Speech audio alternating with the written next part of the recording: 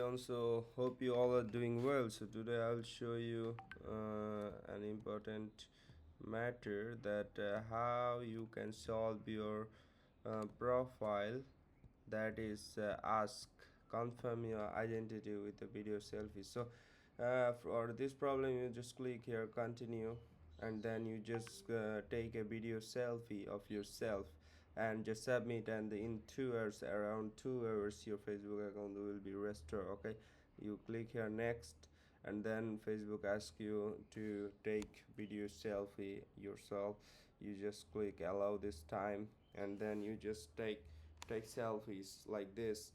They ask right side, they ask upside, they ask left side, they ask upside, and there's right side, and you just submit, upload this video selfie, and your his profile will be back in 48 hours they say, but it comes back around 2 hours. Okay, and I hope you get this video helpful, and if you get this helpful, you just will like, share, and subscribe, and next wait for next helpful video, and see you there. And if anything need, just come to me, while my WhatsApp and Telegram will be given in the description. Okay, see you there.